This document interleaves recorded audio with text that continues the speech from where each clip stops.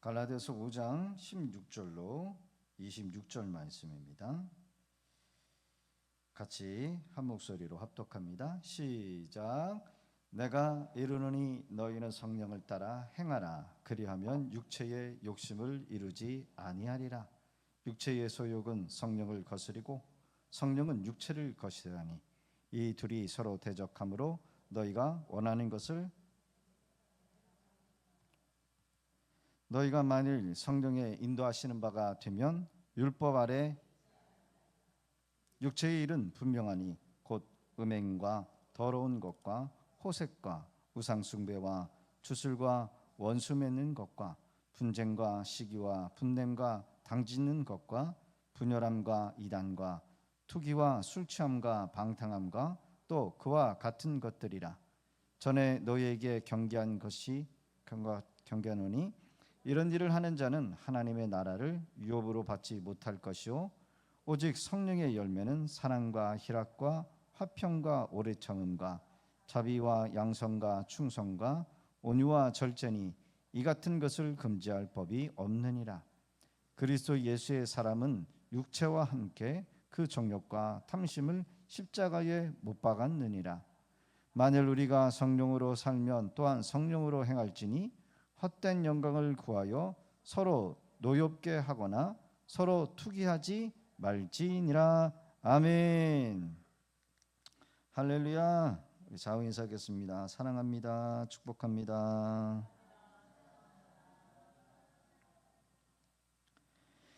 저는 오늘 철로역정 19번째 아름다운 궁전에서 분별과 경건과 신중과 자비가 주는 교훈 말씀으로 함께 은혜 나누기를 원합니다. 이 집은 이 언덕의 주인께서 순례자들을 안전하게 쉬어가게 하려고 지으셨소.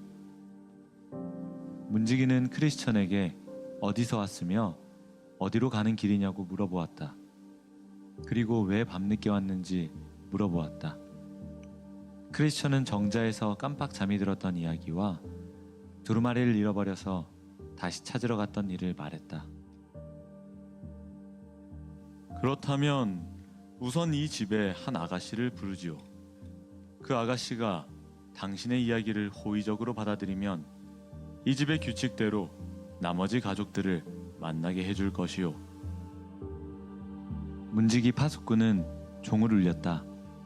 종소리를 듣고 분별이라는 아가씨가 나와서 무슨 일이냐고 물었다. 이 사람은 멸망의 도시에서 떠나와 시온산으로 가는 순례자랍니다. 날도 저문 데다 피곤하고 지쳐 있어 오늘 하룻밤 여기서 묵게 해달라고 간청하는데 이 사람과 이야기를 나눈 후 결정해 주십시오. 그러자 그 아가씨는 크리스천에게 어디서 왔으며 어디로 가는 길이냐고 물어보았다. 크리스천이 대답하자 아가씨는 어떻게 이 길로 오게 되었느냐고, 그리고 오는 도중에 무슨 일을 보고 겪었느냐고 물어보았다. 크리스천이 다 대답을 하자 마지막으로 이름이 무엇이냐고 물었다. 크리스천입니다. 이곳은 이 언덕의 주인께서 순례자들이 편히 쉬어가라고 지어놓은 집으로 생각되니 더더욱 여기서 하룻밤 쉬었다 가길 진심으로 원합니다. 그러자 아가씨는 살짝 웃음을 지었는데 두 눈에는 눈물이 고여 있었다.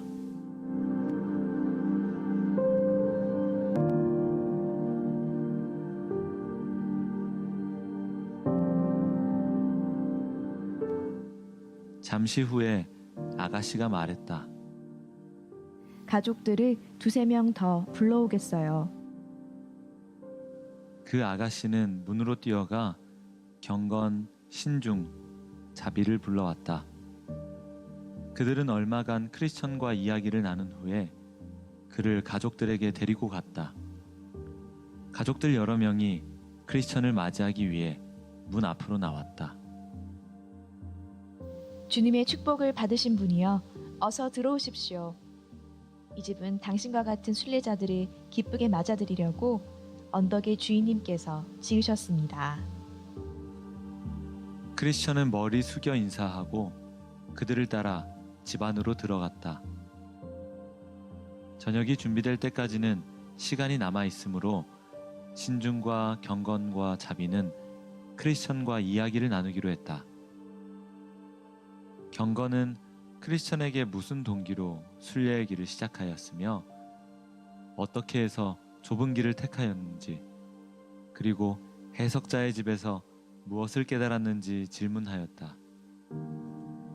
크리스천은 질문에 대답하였고 자신의 십자가 체험과 순례의 길에서 천박, 나태, 검한 헐의 위선을 만났던 것을 이야기하였다.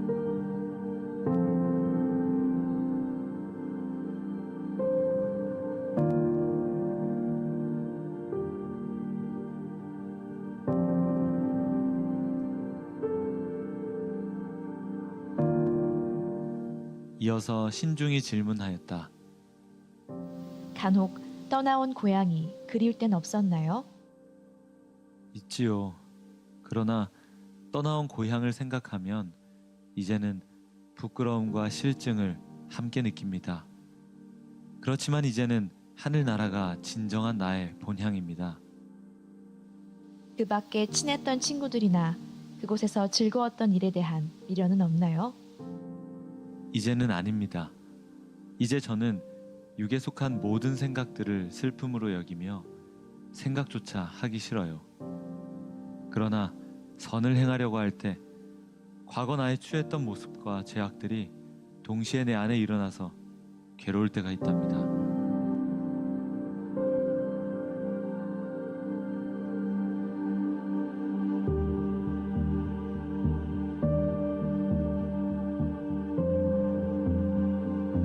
그런 괴로움으로 인한 혼란을 극복할 수 있는 힘은 무엇입니까?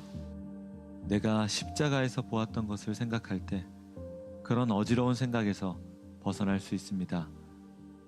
그리고 나에게 갈아입혀준 이 옷을 바라볼 때나 내 가슴 속에 품고 다니는 이 두루마리 책을 들여다보면 힘이 생기지요. 내가 지금 향하고 있는 본향을 간절히 사모할 때도 그렇습니다. 순례자님이 그토록 쉬운 산으로 가고자 하는 까닭은 무엇이지요? 그곳에서 십자가에 달려 돌아가신 살아계신 그분을 뵙기 원하기 때문입니다. 그분으로 말미암아 내 무거운 짐을 벗게 되어 나는 그분을 사랑하게 되었습니다. 나는 더 이상 죽음이 없으며 성도들과 함께 거룩, 거룩, 거룩이라 영원히 주님을 찬양할 수 있는 하늘나라에 가기를 고대하고 있습니다.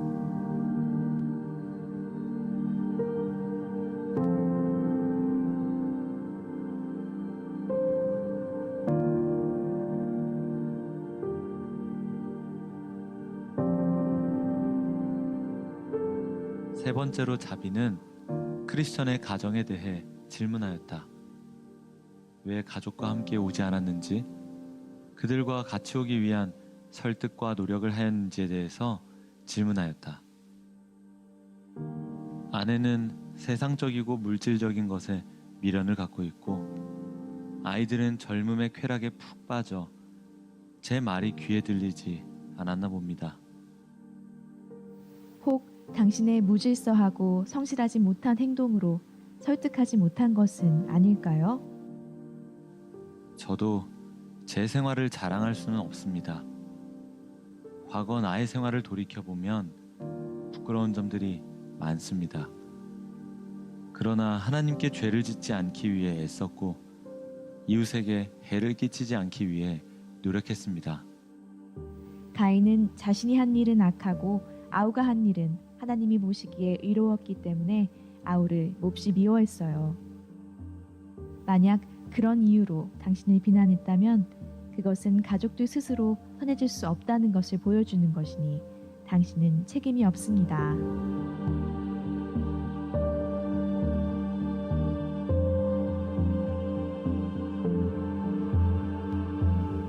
크리스천과 대저택의 식구들이 모여 앉아 이야기를 나누는 동안 식탁 위에는 기름진 음식과 알맞게 익은 포도주가 차려졌다.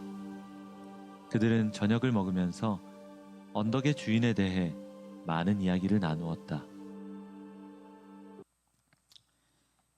아름다운 궁전의 좌우에 묶여 있는 이 사자를 지나 한 인도자에 의해서 이 아름다운 궁전으로 들어오게 된 크리스찬. 사실 이 크리스찬도 궁전의 이 사자로 인해서 뒤로 물러서게 될 수밖에 없었죠. 이거를 되돌아가야 되는가? 우리는 지난주에 이 두려움에 대해서 말씀드렸습니다. 고난, 두려움. 그러나 그 고난과 두려움은 여러분 결코 우리 성도들의 믿음을 여러분 뿌리채 흔들 수가 없는 줄로 믿습니다. 두려움과 시험과 연단이나 그런 것들은 결국은 우리의 믿음의 유무를 시험하고자 함이었다라는 겁니다. 문지기의 도움으로 두려움의 사자를 무사히 통과할 수 있었던 크리스찬. 아름다운 궁전은 순례자들을 위해서 왕께서 쉬어갈 수 있도록 지어 놓은 것뿐만 아니라 순례자들의 믿음, 순례자들의 순수성, 순례자들의 그들의 믿음의 진실성을 확인하기 위해서 이곳에 아름다운 궁전을 세워 두셨다라는 거예요. 그곳에 누가 있었습니까? 분별이라고 하는 아가씨가 있고, 신중이라고 하는 아가씨, 경건이라고 하는 아가씨, 자비라고 하는 이름을 가지고 있는 이 세 아름다운 아가씨들을 통해서 다음에 이 순례의 길을 가도록 하기 위해 중요한 위치에 이 아름다운 궁전을 두게 된 겁니다. 제가 여러분들에게 묻겠습니다. 여러분 세례 받으셨습니까? 세례 받으셨을 때 생각나셔요? 학습 세례를 받고 6개월이 지나서 또 학습을 받아요. 학습하고 그 다음에 세례 공부를 받습니다.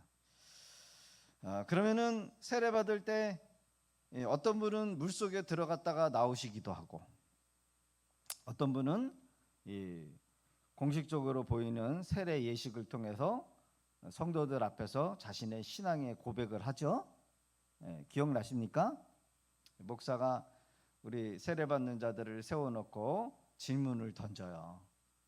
그 질문에 대해서 다 예 하죠. 우리는 마땅히 죽을 자인 걸 알고 이 세상에 소망이 없이 오직 예수 그리스도만 우리의 구주 되심을 믿습니까?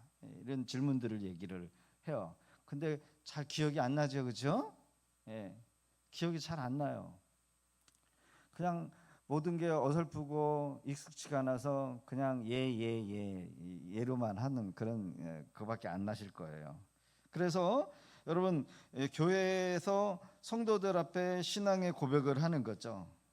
그것이 이제 확실하게 고백이 되어지고 그러면 이제 목사님이 앞에 나와서 회중 가운데 머리 위에다가 물을 이렇게 주면서 세례를 우리가 받습니다. 그렇죠? 세례를 받아요.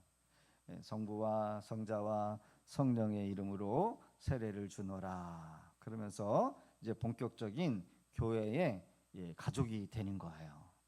자, 오늘 제가 왜 갑자기 세례 예식을 하느냐?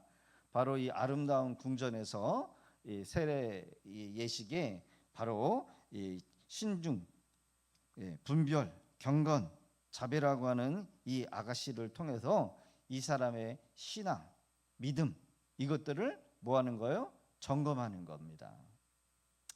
이거를 설명해 주지 않으면 여러분 왜 분별은 뭐고 신중은 뭐고 경건은 뭔지 잘 몰라요. 그래서 솔직히 말하면 이 철로역정을 계속 아주 세밀하게 여러분들에게 구석구석 제가 다 그 의미를 설명해 드리고 싶고 구체적으로 말씀드리고 싶어요. 어떤 분은 그래요. 왜 이렇게 진도가 안 나가냐고 그러실 수 있지만은 하나하나 세밀하게 다룰 게 너무나 많고 중요한 게 그만큼 많다는 거예요. 많습니다. 오늘 아름다운 이 궁전 앞에서 분별, 신중, 경건, 자비를 통해서 이 순례자들의 길에 이 크리스천은 이곳에서 이 크리스천의 그 뭡니까 천상으로 가는 최종 그 목적지가 무엇인지를 이제 묻는 거예요. 순례자들의 믿음이 있는지 없는지, 그리고 순례의 길을 걷는 동기가 무엇인가, 그리고 앞으로 이 순례자들뿐만 아니라 크리스찬이 끝까지 순례의 길을 잘 걸어갈 수 있는지에 대한 측정과 예측을 하는 것이 바로 이 아름다운 궁전에서의 질문이라는 거예요. 여러분 무슨 대화를 하다 보면은 저 사람이 믿음이 있는지 없는지 알아야 몰라요. 알게 돼요. 저분이 친구 따라 그냥 교회에 왔는지, 그냥 외로워서 왔는지, 교회 가면은 국수를 먹는다고, 음식 먹는다고, 그 음식 때문에 오시는 분들도 있고, 그 동기가 다 다르다는 거예요. 근데 우리가 보기에는 저분이 믿음이 있는 것 같고 열심히 내는 거 보니까 믿음이 있어 이렇게 생각을 하지만, 여기서의 분별, 신중, 자비, 경건, 이 사람들은 결국은 순례자들의 믿음을 측정하고 있다는 거예요. 경건과 신중과 자비라고 하는 이름을 가지고 있는 이 처녀들은 교회의 직원을 상징을 해요. 직원. 법적으로 직원은 교회의 담임 목사와 장로와 권사와 또 전도사들이 직원을 말합니다. 거기에 집사들까지 포함이 되는 거예요. 교회의 직원. 여러분 교회는 그냥 우리끼리 모여서 그냥 설교자를 하나 세워놓고 설교 말씀을 듣고 그냥 우리가 신앙생활하는 그런 곳이 아니다라는 거예요. 하나님께서 세우신 질서가 있고 법이 있다는 거예요. 그 법과 질서대로 교회를 이루고 있는데 그 안에 더 충성되고 믿음직할 만한 일꾼들을 세워서 교회가 조직이 되는 거죠. 그러니까 여러분 이 경건과 신중과 자비라고 하는 이 처녀들은 교회의 직원을 의미하는 거예요. 자, 교회 가족으로 받아들여진 이 크리스찬이 주님의 성찬에 참여할 수 있는 합당한 여부를 살피는 자들이라는 거야. 자, 과연 우리 교회의 식구가 될 수 있는가? 하나님의 백성이 될 수 있는가? 세례를 주어서 교회의 우리의 한 가족이 될 수 있는가? 하나님의 백성이 될 수 있는가를 묻는 거예요. 질문을 던지는 거죠. 여러분 아무나 교회에 들어온다고 해서 여러분 충성스럽게 일을 하고 일하는 척하고 믿음 있는 척해서 만약에 여러분 직분자로 세웠는데 그 사람이 전혀 믿음이 없는 사람이야. 여러분 그러면은 그거는 큰일이 나는 거예요. 그래서 성도가 교회의 직원으로서의 직원이 되는지 아닌지를 그것을 통해서 하나님의 그리스도인으로 세워가는 그런 직분자들, 그런 직원들이 교회에 있다. 자, 여러분 우리가 일반적으로 생각하기로 여러분 교회를 다니는 것으로 교회 성도가 되는 줄로 생각할 수가 있어요. 그래서 여러분 교회에 아무나 들어온다고 해가지고 그 사람을 여러분 교회 멤버로 끌어들이는 것은 정말로 위험한 거예요. 특별히 여러분 교회에 등록을 하지 않고 자기 마음대로 편한 대로 이 교회 저 교회 다니면 여러분 신앙생활 잘하는 줄로 생각하는데 오늘 이 철로 역정을 통해서 아름다운 이 궁전에서의 이 과정을 보면 결코 하나님은 교회를 세우셔서 교회의 질서와 법과 규칙을 정하셨다라는 것을 우리가 볼 수 있어야 한다는 겁니다. 옛날 우리 믿음의 목사님들은 선조들은 교회를 옮기는 것을 되게 신중히 여겼어요. 그렇죠? 주일 성수라고 해서 여러분 교회의 주일은 거룩한 날이다, 안식일이다 이렇게 여기면서 돈을 쓰지도 않았어. 놀러 다니지도 않았고 잔치도 가지 않았어요. 심지어 여러분 버스도 타는 것을 불경시 여겼어요. 돈을 쓰니까. 그래서 주일 되기 전에 모든 것들을 다 준비해 가지고 뭐예요? 주일을 준비하지. 주일날 가게를 열거나 가게에 들어가서 음식을 사 먹고 여러분 그 어떤 물건을 사고 파는 그 자체도 여러분 불경시 여겼던 그런 때가 있었다는 거예요. 심지어 여러분 우리가 교회를 다른 교회로 옮기는 것도 이게 쉽지가 않아요. 오늘날은 교회가 너무나도 많으니까 이 교회 아니면 뭐 다른 교회 가면 되겠지 그러면서 이적도 안 하고 거기 가서 그냥 등록 카드 제출을 해서 뭐예요? 등록 교인이 되는 경우가 있고, 그러나 옛날에는 당신이 어느 교회에서 어떻게 섬겼는지를 여러분 다 물어보기도 하고, 그리고 직분자들은 뭐예요? 이적하기 위해서 서류를 띄워가지고 세례나 그리고 11조 헌금 이런 그분의 어떤 신앙생활의 그 어떤 그 모든 여부를 다 확인한 다음에 교회의 멤버로 정식으로 가입시켜주는 그런 때가 있었다라는 겁니다. 심지어 옛날에는 목사님들이 여러분 월급날이 되면은 집에 찾아가 가지고 그 월급 봉투를 직접 이렇게 받아가지고 11조를 목사님이 걷어가지고 이렇게 오시는 경우도 있었다는 거예요. 여러분 충격이죠. 오늘날 만약에 신영선 목사가 여러분들이 월급을 탔는데 여러분들이 월급 봉투를 열기 전에 신영선 목사가 11조를 계산해서 띄어가지고 이렇게 월급을 드린다라고 한다면 아마 시험 들어가지고 다 도망가실 거예요. 충격이죠. 저도 그 얘기를 듣고 어떻게 그럴 때가 있었는가. 그러나 옛날에는 그렇게 순수했고 그렇게 믿음이 올곧는 그런 믿음이었다는 거예요. 그러니까 여러분 옛날에 신앙생활과 오늘날 신앙생활이 다를 수밖에 없죠. 그러게 여러분 우리가 교회의 멤버가 되고 교회에 여러분 우리가 한 가족이 된다라고 하는 것은 여러분 결코 오늘날과 옛날의 시대에 비하면 정말 하늘과 땅 차이였다라는 것을 우리가 알 수 있다라는 겁니다. 하나님은 교회를 세우셨고 교회에 질서를 주셨어요. 그리고 교회에 법이 있다는 거예요. 법이 규칙을 정했어요. 아무나 교회에 들어온다고 해서 내가 멤버가 되겠다고 해가지고 교회가 다 받아주지 않았다는 거예요. 교회는 거룩함이 있어야 되고 교회는 성결해야 되고 그리고 하나님의 영광을 나타내는 그런 성도들이 되어야 한다는 거예요. 성도들은 이러한 교회의 교회 직원으로 인해서 그리스도인, 유능한 그리스도인, 성결한 그리스도인, 정결한 그런 그리스도인이 되어야 한다는 거예요. 잘못된 교리나 교회의 질서를 허물고 또 교회의 규칙이나 거룩함을 손상시키는 자들을 7위까지 했어요. 7위까지. 그래서 주일 성수를 어기는 사람들은 여러분 성찬에도 들어오지 못하게 하고 성찬에 참여하지 못하는 것을 수치로 알았고 성찬에 참여하지 못하면은 그는 하나님과 그리스도와 끊어지는 것으로 그렇게 생각해서 얼마나 무시무시하게 생각했는지를 몰라요. 그러나 오늘날에는 성찬을 아무나 하는 것처럼 생각하고 또 성찬을 받을 때에 죄를 지으면서도 아무렇지 않게 성찬에 참여하는 성도들이 있는데 여러분 그것은 결국은 지금은 모르지만 하나님 앞에 섰을 때 여러분 크게 여러분 죄에 대해서 책망받을 수 있다라는 것을 우리가 생각해야 한다는 겁니다.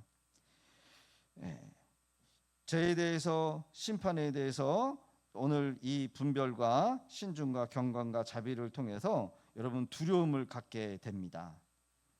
바른 순례의 신앙의 길을 걸어갈 수 있도록 이들이 그들의 목적을 두고 있다라는 거예요. 먼저 아름다운 궁전 앞에서 누구를 만납니까? 분별이라고 하는 아가씨를 만나요. 크리스천과 몇 가지 대화를 나누면서 자신의 가족들을 데려오겠다 이렇게 말을 했죠. 분별이라고 하는 아가씨가 들어가서 3명의 가족 아가씨들을 데려오게 되는데, 이 가족이라고 하는 말을 잘 우리가 유념해서 들어야 한다는 거예요. 가족, 경건, 신중, 자비. 결국 성도는 세례를 받은 이후에 여러분 가족이 되는 거예요. 저와 여러분들은 주 안에서 가족이 된 줄로 믿습니다. 그래서 우리는 한 가족이 되는 거예요. 하나님 나라의 한 가족이 되는 거예요. 그런데 중요한 것은 왜 아름다운 궁전에서 분별, 경건, 신중, 자비라고 하는 이 이름을 가진 사람들이 순례자들의 신앙의 여부를 확인하는 것일까? 이 아름다운 궁전은 사람들을 통해서 순례자들이 천국 백성이 될 것인지 지옥의 백성이 될 것인지를 가리기 위해서 이곳에 아름다운 궁전을 만들어 놓고, 그리고 순례자들을 여러분 모시면서 그들의 신앙의 유무, 믿음의 유무를 여러분 가리고 있어요. 여러분 신앙생활을 한다고 하지만 우리는 그들 모두가 진짜 믿음을 가지고 교회를 다니고 있는 사람인지를 잘 우리가 분별해야 한다는 겁니다. 심지어 내가 낳은 자녀들도 또 우리도 내가 믿음이 있는지 없는지를 우리 스스로가 속으면 안 된다는 거예요. 여러분 교회만 다닌다라고 여러분 다 천국 간다, 물론 소망이죠, 그렇죠? 그러나 그것이 20년 되고 30년 되고 40년 되는 동안 여러분 믿음 없이 신앙생활을 하고 있다라고 한다면 그 사람은 헛수고하고 있는 거, 헛수고, 그렇죠? 얼마나 헛수고예요? 교회를 다니면서도 예수를 안 믿고 있고 자기 스스로도 믿음이 있는 거라고 생각을 하지만 믿음이 없이 그냥 교회를 다니는 거예요. 여러분 교회 안에 그런 사람이 있어요. 있어요. 그 사람도 직분을 맡을 수 있고 심지어 전도도 하고 성경 공부도 가르치는 양육자가 될 수도 있어요. 그런데 진짜 믿음 없이 다니는 사람일 수 있다는 거예요. 정말 믿음으로 사는 사람이 있거니와 믿음으로 살지 않고 자기 힘으로 사는 사람이 있어요. 이거는 종교생활이죠. 종교생활, 그렇죠? 자기 의로 신앙생활하는 사람이 있어요. 자기 노력으로 신앙생활하는 사람이 있어요. 자기 믿음으로 사는 사람이 있을 수 있어요. 경건이라고 하는 처녀가 크리스찬과 대화를 나누며 질문을 합니다. 무슨 동기로 순례의 길을 시작했는가? 어떻게 좁은 길을 선택하는가? 해석자의 집에서 무엇을 깨달았는가? 끊임없이 질문을 해요. 이 신중이라고 하는 처녀는 크리스찬의 고향과 순례의 길을 떠나기 전에 좋아했던 것, 그리고 순례의 길에서 만났던 친구들에 대해서 질문을 해요. 변덕쟁이를 만나기도 하고 또 형식주의자 위선을 만나고 여러 사람들을 만나면서 그들의 이야기를 들어요. 그리고 과거에 지었던 이 죄의 삶, 그 죄의 유혹들이 밀려올 때 어떻게 그것을 대처했고 이겼는지, 그때의 심정이 무엇인지를 계속해서 물어요. 묻는 이유가 뭘까요? 이 사람 마음 안에 죄에 대한 거듭남이 있는지, 그리고 천국에 대한 소망을 가지고 있는지, 최종 목적지까지 가는 그 이유에 대해서 계속해서 이 경건은 크리스찬에게 질문을 던진다는 거예요. 여러분 우리도 마찬가지죠. 왜 신앙생활 하십니까? 왜 수요예배 나오셨나요? 왜 수요예배 나와서 찬양하십니까? 왜 귀한 시간을 여러분 아깝게 자동차 기름값 아낀 거 아끼지 않고 왜 끊임없이 교회에 나와서 예배하고 섬기고, 왜 여러분들이 그 피와 땀 흘리는 그 돈과 헌신으로 교회를 여러분 섬기는지, 그 이유에 대해서 아마 이 경건이라고 하는 사람은 계속해서 물을 거예요. 결국 순례자들의 진정으로 하나님 나라에 가족이 될 수 있는지에 대한 그런 질문을 경건이라고 하는 아가씨가 크리스찬에게, 순례자들에게 묻고 있다는 거예요. 여러분 묻겠습니다. 여러분 그냥 교회만 다니고 천국 간다라고 생각하시는지요? 진정으로 천국의 백성이 되기 위해서 여러분 자기 중심적인 신앙생활이 돼서는 안 돼요. 신앙생활은 결국은 우리가 내 거를 내려놓고 주님의 말씀대로 순종하고 따르고자 하는 그런 삶이라는 겁니다. 이게 신앙생활이에요. 즉 하나님의 말씀이 우리에게 여러분 그 요구하는 삶을 우리가 살아가야 한다는 거예요. 하나님의 요구하는 삶을 우리가 따라 살아야 돼요. 우리가 신앙생활하다면 자꾸 내 중심적으로 생각이 있고, 그리고 하나님의 말씀과 우리의 생각이 부딪혀요. 그렇죠? 하나님은 이렇게 말씀하시는데 나는 내 생각이 있어. 그러면 여러분 어때요? 충돌이 일어나죠. 나는 이렇게 살고 싶고 나는 이렇게 하는 게 편한데 자꾸 교회에서는 이렇게 하라고 그러고 저렇게 하라고 하고 순종해야 된다라고 하고 말씀을 들어야 된다라고 하고 막 그렇게 요구를 한단 말입니다. 결국은 뭐예요? 천국 가는 백성들은 내 생각을 다 내려놓고 하나님의 말씀이 요구하는 삶을 따라 살 때 승리하는 거예요.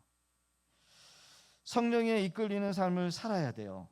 자기를 부인하는 삶을 살지 않고 자기 십자가를 지지 않으면 여러분 그 삶은 믿음으로 사는 삶이 아니다라는 거예요. 결국은 이 분별과 경건과 신중과 자비라고 하는 이 자매들을 통해서 우리가 얻어지는 교훈은 뭐냐? 결국은 뭐예요? 자기의 십자가를 지지 않고 믿음으로 사는 삶이 아니라면 이 사람은 결단코 천국에 이를 수 없는 신앙을 가진 사람이다. 이렇게 결론을 낸다는 겁니다. 처녀들과의 대화를 나누면서 여러분 죄를 철저하게 미워하게 하는 그런 질문들이 계속 쏟아져요. 신중이라고 하는 아가씨들을 통해서 여러분 십자가를 지는 것이야말로 죄를 이기는 삶이래요. 자기의 의, 자기의 노력, 이게 소리가 안 좋습니다. 자기의 공로를 철저히 내려놓고 주님의 은혜만을 붙잡고 살아갈 때 여러분 신앙의 승리가 있게 되는 줄로 믿습니다. 그래서 여러분 우리가 하루라도 음식을 먹지 못하면 여러분 정상적인 일을 할 수 있어요, 없어요? 못해요. 왜요? 힘이 없어서. 이틀을 굶고 3일을 굶으면 힘이 빠지고 만사가 귀찮아지고 못 움직이는 것처럼 순간순간 우리가 호흡을 하고 있는데 공기가 산소가 부족하면 답답해요. 그렇죠? 답답해요. 맞죠? 영적인 것도 마찬가지예요. 영적인 양식을 먹지 못하면 우리가 죄를 이길 수가 없고 이 세상을 어떻게 살아가야 될지 분별력을 잃어버린다는 겁니다.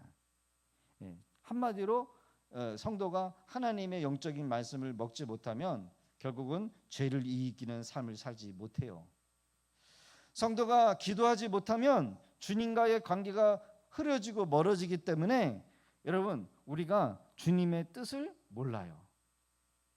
그래서 주님의 은혜 아니면 살 수 없다라는 그런 심정을 가지고 우리가 기도할 때 여러분 우리는 영적인 육적인 승리를 할 수 있게 되는 겁니다. 우리는 조금이라도 방심하면 여러분 세상이 들어와요. 세상의 유혹에 눈이 돌아가고 마음이 팔리기도 하고 마치 어린아이가 엄마 손을 붙잡고 많은 사람들의 그 군중 속 시장 속으로 들어가서 볼 것들이 너무나 많은 거예요. 그래서 잠깐 엄마의 손을 놓치는 순간 군중에 휩싸여 가지고 엄마하고 여러분 이렇게 떨어지는 것처럼 우리가 예수님의 손을 꼭 붙잡고 있지 않으면 세상의 즐거움과 유혹에 빠져서 결국은 주님과 관계가 끊어지고 멀어질 수밖에 없다는 겁니다. 철로 역정에서 오늘 아름다운 궁전에 교회 직원들에 대한 질문이 너무나도 중요한 이유는 그 질문을 통해서 이제 크리스찬이 이제 자신이 겪었던 모든 일에 대해서, 교훈에 대해서 기억하고 설명할 수 있었다라는 거예요. 여러분, 성도는 하나님께서 주시는 모든 은혜를 반드시 기억해야 돼요. 그리고 그 기억한 것을 다른 사람에게 설명할 수 있을 정도로 우리는 영적인 기억력을 가지고 살아가야 한다는 거예요. 모든 영광을 하나님 앞에 돌리고 이 모든 것들이 하나님의 은혜임을 우리가 철저히 깨닫고 고백하는 그런 성도들이 될 때, 여러분, 우리는 교회의 직원이 되고 또 하나님 나라의 아들, 딸의 자격이 되는 줄로 믿습니다. 신중이라고 하는 이 처녀에게 질문을 받는데, 신중이라고 하는 처녀의 질문을 받은 이 크리스찬이나 순례자들이 결국은 주의 성찬에 참여할 수 있는 이 대상이 되는지를 알고자 이 신중이라고 하는 처녀는 그 이전의 다른 처녀들과는 달리 아주 날카롭고 세밀한 질문을 받게 된다는 겁니다. 오늘날 많은 목회자들이 큰 실수를 하는 경우가 있는데, 그것은 뭐냐? 군대에서 진중세례를 주는 게 있어요. 진중세례. 막 이제 군대에 훈련을 받는 초년생들에게 너는 기독교, 너는 불교, 너는 천주교 이렇게 나누면서 그들에게 그 짧은 시간에 복음을 전하고 세례를 주는데, 여러분, 세례에 대한 믿음에 대한 확신도 없고 신앙에 대한 경륜도 없는 그 청년들에게 무작위로다가 세례를 주는 거예요. 여러분, 이거는 큰 실수를 하는 겁니다. 많은 사람들에게 몇 명 세례를 주었는가, 이것을 남기기 위해서인지 제대로 된 신앙에 대한 고백도 없고 믿음 없는 그런 사람들에게 세례를 남발하고 있는 것은 엄청난 실수를 하고 있는 거예요. 여러분, 그들이 제대를 하고 나서 교회를 오면 다행이지만 거의 1000명에 여러분 10명도 교회에 올 사람이 없어요. 세례를 받고 나서도. 주님의 세례에 참여할 수 있는 사람의 자격은 뭡니까? 신중이라고 하는 아가씨의 질문을 보면 첫 번째로는 죄를 알아야 돼. 죄를. 여러분, 죄가 슈퍼마켓 가가지고 여러분 남의 물건을 훔치는 게 죄가 아니에요. 성경에서 말하는 죄는 그런 의미에서의 도덕적인 죄를 말하는 게 아니에요. 남에게 사기치고 용서받지 못할 그것도 죄긴 죄이지만 성경에서 말하고 하는 그런 죄의 그런 개념이 아니라는 거죠. 죄를 미워하고 죄에 대한 싸움을 아는 사람, 거듭난 사람이 세례를 받을 수 있어요. 자신의 과거에 지었던 죄를 부끄럽게 생각하고 다시는 그 이전, 예수 믿기 이전의 삶으로 되돌아가지 않겠다는 의지가 있는지 없는지를 이 신중이라고 하는 아가씨의 질문을 통해서 확인하고자 할 때 여러분 세례를 받을 수 있는 거예요. 그러니까 여러분, 우리도 세례 받을 때 너무 아무것도 모르고 그냥 학습 세례, 그다음에 세례 공부를 받고 받았지만 여러분, 그것도 위험한 거예요. 여러분, 우리가 기도할 때 지난 과거에 대한 죄를 철저하게 회개하고 가슴 아파하고 지금도 거룩하게 깨끗하게 살고자 몸부림치면서 아주 사소한 그런 죄, 양심에 꺼리는 죄도 여러분 끊어내지 못하는 거, 여러분 이런 삶을 살지 못하면 그 사람은 여러분 하나님 나라의 거룩한 백성이 솔직히 될 수가 없다라고 여러분 이 철로역정의 존본원의 신중은 말하고 있어요. 여러분, 우리는 가끔 사람들과 자녀들과 대화를 나누다 보면 불뚝 원치 않게 거짓말하는 경우가 있어요, 없어요? 있어요. 만약에 어린 자녀가 감기가 걸렸는데 여러분 약을 먹여야 돼요. 근데 약을 먹일 때 거짓말을 해. 이거 안 써. 이것도 거짓말인데 아주 쉽게 거짓말을 해요. 거짓말을 해서 속여요. 선의의 거짓말, 하얀 거짓말이라고 하지만 그것도 하나님 보시기에 죄예요. 여러분 우리 눈으로 지지는 게 얼마나 많아요, 그렇죠? 심지어 어떤 목사님의 잠깐 말씀을 듣는데 그 목사님이 저 아프리카에 좀 무슨 멀디인가 그 유명한 부흥 강사 흑인 목사님이 계시는데 성령님께서 그 목사님을 책망하시더라는 거예요. 왜 책망하십니까? 네가 아직 거룩하고 깨끗하게 되지 못했다라는 거예요. 뭐 때문에 그러십니까? 그랬더니 너의 그 지난 어릴 적의 죄악을 주님이 보여 주셨는데, 제가 잠깐 기억해서 말하는 겁니다. 하나님이 뭘 보여주셨냐면 네가 다른 사람의 목욕하는 나체 옷을 벗고 목욕하는 것을 훔쳐봤다는 거, 그 음란함을 회개하지 않았다라는 것을 책망하더라는 거예요. 여러분 보고 싶어서 본 것도 아니고 어떻게 본 그 죄도 그것도 죄라는 거예요. 그냥 눈으로 훔쳐본 건데도 그게 죄가 되었다.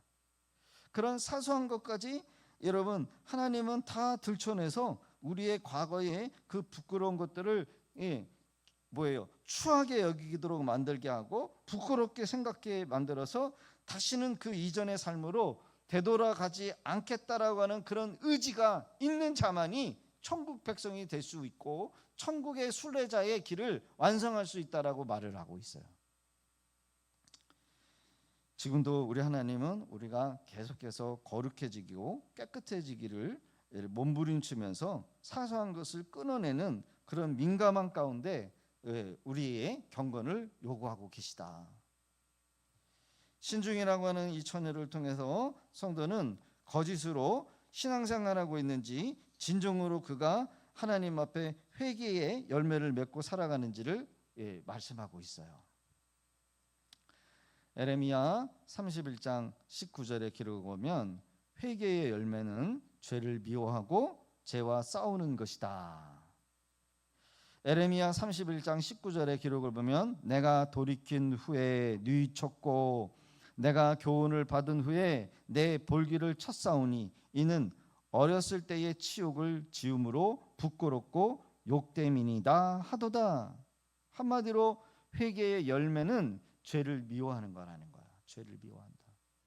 더 나아가 죄와 싸우는 거예요. 내가 다시는 죄를 짓지 않겠다라고 여러분 죄와 싸우는 거래요. 회개한 후에 과거의 죄에 대해서 부끄러워하고 미워하는 모습을 여러분 성도들에게 요구하고 있어요. 저도 묻겠습니다. 과거의 죄에 대해서 여러분 부끄럽고 그 죄를 지었던 자신의 모습을 미워하고 계실까요? 그를 통회하고 내가 왜 그때 그렇게 했지? 내가 왜 그런 선택을 했고 왜 그랬을까? 여러분 이런 과정들이 계속해서 일어나야 한다는 거예요. 그래서 여러분 우리는 매일매일 하나님의 전에 올라와서 말씀을 많이 듣고 기도하고 그러면 더 거룩해지고 더 거룩한 옷을 입고 깨끗해지는 줄로 믿습니다. 여러분 우리가 회개는 단 한 번 하는 거예요. 예수 믿는 순간 회개를 하지만 그리고 나서 우리의 자범죄 그 자범죄의 그 죄를 깨달으면서 계속해서 깨끗해지면서 나가는 거예요. 주님을 닮아가는 데 있다는 거예요. 왜 자꾸 교회에 올라오라고 하는가? 왜 자꾸 기도하라고 하는가? 왜 자꾸 하나님의 말씀을 보라 하는가? 그것은 우리가 말씀과 기도를 통해서 더 거룩해지고 더 깨끗해지기는 여러분 단계까지 나가기 위해서 기도하는 거예요. 어떤 사람은 자기의 자기 능력 그것으로 충분히 천국에 이를 수 있다라고 생각하시는 분들이 계셔요. 여러분 이런 생각을 가지고 있는 자들은 언젠가는 크게 넘어져요.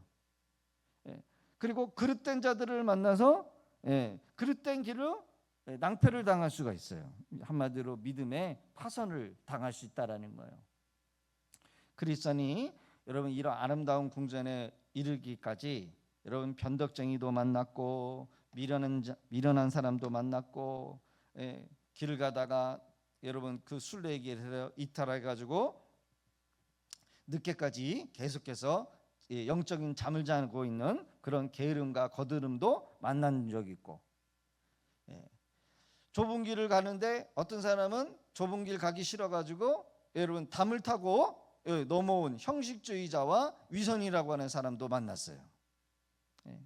거기에 반해 이 크리스찬은 여러분 좁은 길 걸어갔고, 또 많은 사람들이 말하는 여러분 그런 해석자들이나 그런 전도자들의 말을 듣고 그 온전한 길, 좁은 길을 걸어가기를 힘썼다라는 거예요.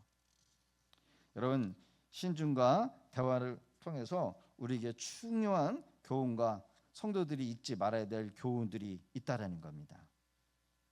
신중은 오늘 우리 본문을 읽었던 이 갈라디아서의 말씀처럼 이 크리스찬에게 성령을 거스리는 육체의 소욕들을 어떻게 극복했는지에 대해서 질문을 던지고 있는데, 오늘 우리 성도들이 이 땅을 살아가면서 이 신중과 이 크리스찬이 말했던 이 대화를 우리가 교훈을 삼고 우리가 살아가야 될 말씀으로 말씀을 맺고자 한다는 겁니다. 자, 말씀을 봅니다. 갈라디아서 5장이죠. 이 질문은 이 심령 속에 내재되어 있는 죄를 어떻게 극복하는 것에 대해서 이 오늘 이 크리스찬이 4가지 방법으로 이길 수 있다라는 것을 우리에게 제시하고 있다는 거예요. 첫 번째는 뭐냐?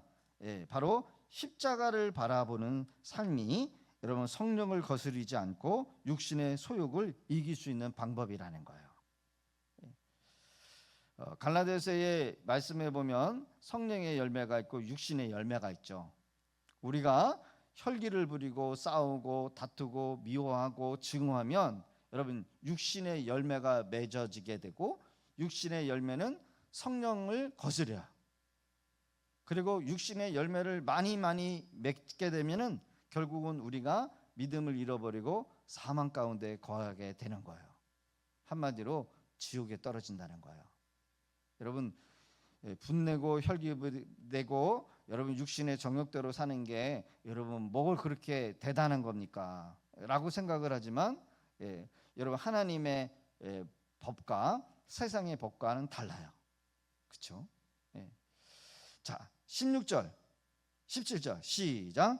내가 이르노니 너희는 성령을 따라 행하라. 그러하면 육체의 욕심을 이루지 아니하리라. 육체의 소욕은 성령을 거스리고 성령은 육체를 거스리나니 이 둘이 서로 대적함으로 너희가 원하는 것을 하지 못하게 하려 함이라. 육체의 소욕은 성령을 거스려요. 여러분 성령은 기도하라고 하는데 육체는 기도하고 싶지가 않아. 그렇죠? 육체는 내 마음대로 살고 내 육신대 정욕대로 살고 내가 하고 싶은 대로 살고 싶은 거야. 그러나 성령은 육체로 살면 죽는다라는 거야. 죽어. 너 그렇게 살면 죽어. 네가 하고 싶은 대로 말을 다 하고 분내고 화내고 하면은 망해. 그래서 이 육체의 이 죄 짓고 육체의 욕망대로 살지 못하도록 성령이 우리를 계속해서 뭐예요? 권면한다는 거예요. 성경은 말해요. 너희는 성령을 따라 뭐라고요? 뭐하라고요? 행하라. 성령을 따라 행하라. 자 18절 19절 20절 시작. 너희가 만일 성령의 인도하시는 바가 되면 율법 아래 있지 아니하리라. 여러분 율법은 뭐 하는 거예요? 재판이에요. 재판. 너 당신 몇 월 며칠 이런 죄를 졌어. 그래서 율법은 그 사람을 죄를 정죄를 해요. 그러니까 여러분 우리가 성령을 따라 살지 않으면 결국은 육체의 열매를 맺게 되는데 결국은 재판을 받아서 죽는다는 거예요. 성령의 인도하신 마음이 육체 아래 있지 않게 하는데 우리가 죄를 짓고 육체의 일을 계속해서 따라 살면 결국은 죄를 짓고 멸망하는 거예요. 19절 시작.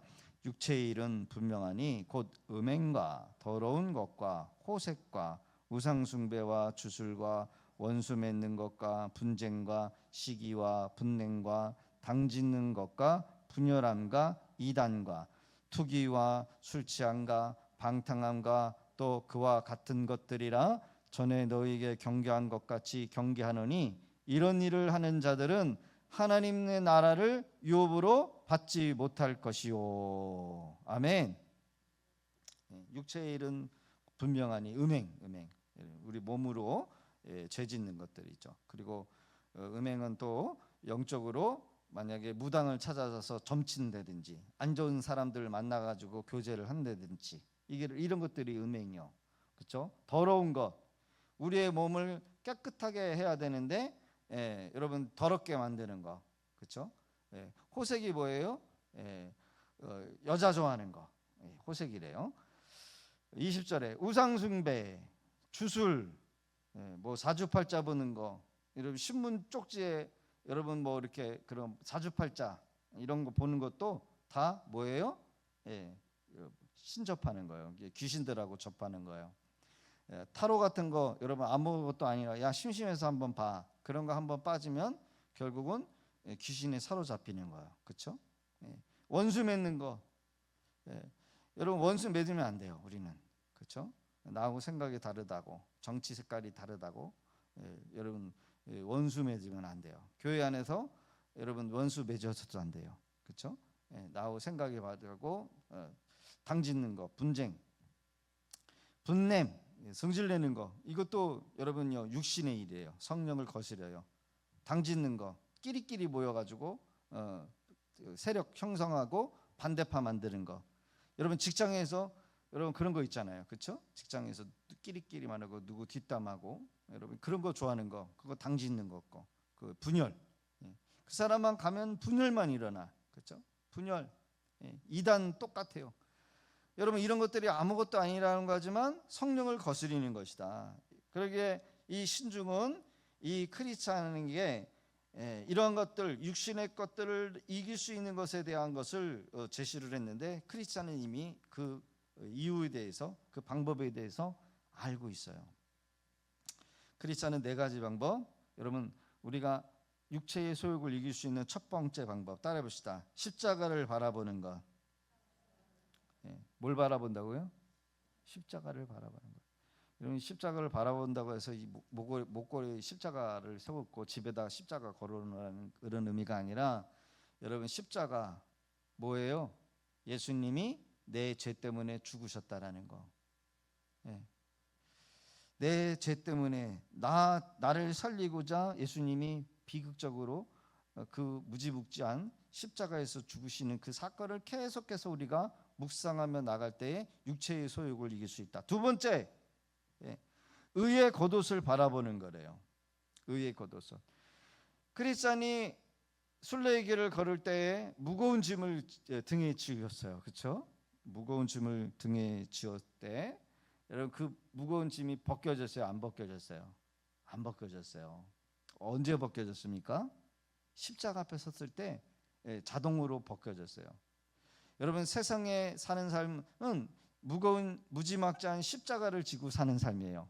결국 주님의 은혜가 그 십자가를 벗겨줬는데 여러분 다시 그 멸망의 도성으로 가서 예수 믿지 않는 그 상태로 되돌아가서 여러분 내 힘으로 살고 내 능력으로 살면 무거운 십자가가 여러분 더 많은 것으로 여러분 우리를 누를 수 있다라는 거예요. 그러기에 내가 십자가 앞에서 예수님의 그 공로와 의로 말미암아 뭐예요? 그 무거운 짐이 벗겨지고 새로운 옷을 갈아입힌 것을 기억하라는 거예요. 여러분 우리가 은혜 받은 거 기억해야 돼요. 은혜 받은 거 기억하지 않고 자꾸 죄진 것만 묵상하고 절망하면 여러분 소망이 없어요. 그렇죠? 또 우리는 넘어질 수 있어요. 여러분 안 넘어질 수 있을 자신 있으십니까? 그게 교만이에요. 우리는 연약해요. 또 신앙생활 하다 보면 또 실수하고 거짓말하고 또 그래요. 그럴 때마다 우리는 그 실수한 거 생각하지 묵상할 게 아니라 예수님이 나를 위해서 십자가에서 은혜 주신 것이다. 시간이 다 갔나요? 시간이 다 가버렸네요. 마지막으로는 여기까지 왔으니까 두루마리를 바라보는 것이고, 그리고 마지막으로는 크리스찬이 가고자 하는 그 천상을 여러분 생각하라는 거예요. 두루마리가 뭐예요? 성경입니다. 신중이라고 하는 이 아가씨가 이 크리스찬에게 두루마리를 계속해서 보고 있는지를 확인시켜요. 여러분, 우리가 육신의 정욕을 거스리는 이 소욕을 이기는 방법은 성경을 많이 읽어라. 많이 읽으시고, 이 세상엔 소망이 없고 저 천국에는 소망이 있다라는 믿음과 확신을 가지고 살아갈 때 우리는 육신의 소욕을 이기며 살아갈 수 있다. 할렐루야. 정말 할 게 많은데 너무나도 중요한 것들을 여러분들에게 말씀해 드리고 싶은데 다음에 다시 이어서 계속해서 세밀하게 하겠습니다. 좀 딱딱하고 어려울 수는 있지만 결국은 여러분 이것들이 우리의 지표가 될 때 여러분 우리의 신앙이 여러분 견고해지고 여러분 곁길로 빠지지 않게 될 줄로 믿습니다. 그냥 설교 말씀 듣고 성경을 풀어줄 수도 있지만은 이런 상징적인 것들을 우리가 계속해서 묵상하고 나갈 때 여러분 우리의 신앙이 그냥 교회만 왔다 갔다 하는 신앙이 아니라 분별력을 가지고 여러분 우리의 신앙도 또 다른 사람의 신앙도 분별해서 옳은 길로 인도할 수 있는 그런 성숙한 성도들이 될 줄로 믿습니다. 기도하겠습니다.